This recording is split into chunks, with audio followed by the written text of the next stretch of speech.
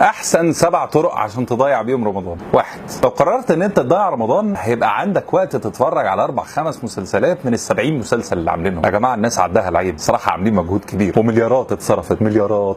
2. لو قررت تضيع رمضان هيبقى عندك وقت كمان ان انت تتابع فيها برامج المقالب الجميله اللذيذه، مش عارف مين كلت تمساح، مين طلعت له سحليه، مين بيقع من طياره. ده طبعا غير برامج الممثلين اللي بتستضيفهم بقى وتعرف حياتهم الخاصه، يا ترى مصاحب كام واحده، يا ترى بيشرب ايه، يا ترى الحاجات المفيده دي. 3. لو قررت تضيع رمضان هيبقى عندك وقت تقعد على قهوه من 1.5 مليون قهوه مستنياك تقعد عليهم يا باشا. تخيل دول فاتحين كام دي، مشغلين كام واحد، يا اخي حرام عليك. 4. لو قررت تضيع رمضان هيبقى عندك وقت تقعد على واحده من كام الف خيمه رمضانيه جميله فاتحه وتستمتع بالشيشه الرمضانيه الجميله والسحور الساحر على انغام الرأس الشرقي. 5. لو قررت تضيع رمضان هيبقى عندك وقت بقى يا معلم كوره لغايه الفجر ودورات رمضانيه وحاجات زي الفل. 6.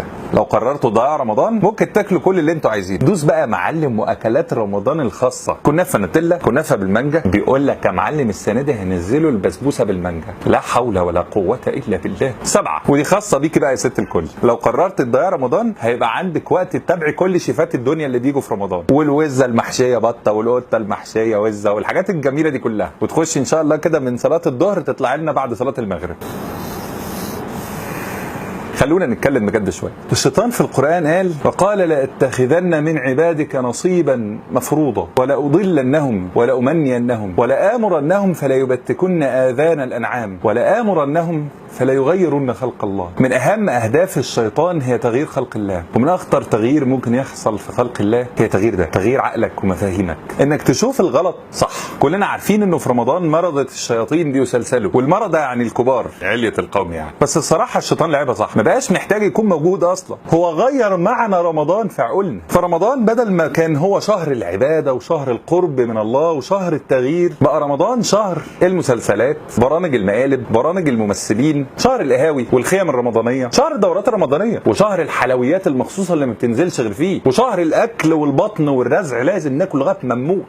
وقبل ما الوم على الناس اللي بتعمل الحاجات دي، انا حابب الوم علينا احنا اللي فكرنا اتغير، احنا اللي بقينا شايفين ان رمضان هو ده فعلا. هم ليه مستمرين في انتاج الحاجات دي؟ عشان لاقيين اللي يشوفوا. عارف لو لقوا الناس مش مقبله على ده هيبطلوا. فواجب رمضان ده يا جماعه ان احنا نبدا نغير هنا نرجع نفتكر هو رمضان ده بيجي ليه. النبي صلى الله عليه وسلم قال: الا ان في ايام دهركم نفحات الا فتعرضوا لها، نفحات من الرحمه والمغفره. النبي صلى الله عليه وسلم قال: من صام رمضان ايمانا واحتسابا غفر له ما تقدم من ذنبه، من قام رمضان ايمانا واحتسابا غفر له ما تقدم من ذنبه، من قام ليله القدر ايمانا واحتسابا غفر له ما تقدم من ذنبه. غفران ورحمه رايحه جايه فوق راسنا واحنا قاعدين بنتفرج على مسلسل وطبخه ومين خض مين. اهم واجب في رمضان السنه دي انك تخش رمضان عشان تتغير، واول تغيير انك تفهم رمضان صح. حد هيجي يقول لي: طب انا خلاص انا يا عم هصلي وهصوم وهعمل كل حاجه، بس انا هدي وقت للحاجات التانية دي. في ايه يعني لما ادي ساعه المسلسل ولا ساعه على القهوه ولا ساعه للكوره ولا انا هخش اطبخ لاولادي؟ في ايه العيب في الموضوع يا جماعه؟ رمضان زي ما الخير فيه كتير وزي ما الحسنات فيه مضاعفه، السيئات فيه مضاعفه. انك تضيع وقتك على قهوه بتشرب شيشه، وانك تضيع وقتك في خيمه رمضانيه فيها موسيقى ورقص وغنى، وانك تضيع وقتك في ماتش كوره. هتقول لي الكوره حلال، هقول لك حلال بس مش وقتها دلوقتي. انك تضيعي وقتك في طبيخ، هتقولي لي بطبخ لعيالي ياكلوا، موافق والله، بس ياكلوا واشربوا ولا تسرفوا. ده رمضان ده الشهر اللي بطني فاضيه عشان اقف اصلي، مش هملاها بكل حاجه وارجع انام. عباده رمضان السنه دي اللي انا جاي اقولها لك، غير ده وافتكر هو رمضان جه ليه؟ عشان يتغفر لي، عشان ربنا يعفو عني، عشان انا اتغير. فاوعى تبيع رمضان، اوعي تبيعي رمضان. طبعا كلنا بنحب اللي هو 5 خطوات للتخلص من مش عارف ايه، الرباع ستدهشك. انتم مستنيين امير يقول هنعمل ايه في رمضان، بس الصراحه هو ما فيش خلطه سريه، ما فيش حاجه هنعمل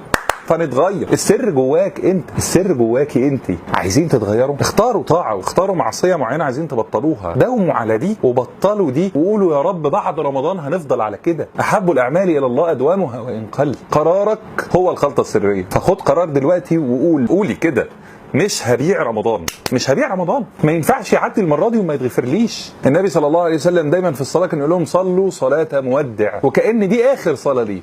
انا عايز السنه دي رمضان مودع، وكأن ده اخر رمضان لينا. لو عرفت ان ده اخر رمضان هتعمل ايه؟ اعملوه من دلوقتي. هحط لكم في الديسكربشن تحت فيديوهين كانوا بتوع رمضان اللي فات واللي قبله، يمكن تلاقوا فيهم حاجه تانية تفيدك. اعملوا شير للفيديو وما تنسوش تكتبوا الهاشتاج مش هبيع رمضان. يا رب رمضان ده يبقى احلى رمضان عدى علينا، رمضان للتغيير، رمضان للاحسن. وخليكم فاكرين والله يريد ان يتوب عليكم ويريد الذين يتبعون الشهوات ان تميلوا ميلا عظيما. ربنا عايز يتوب عليكم، لكن في ناس تانية عايزينكم تميلوا عن الحق.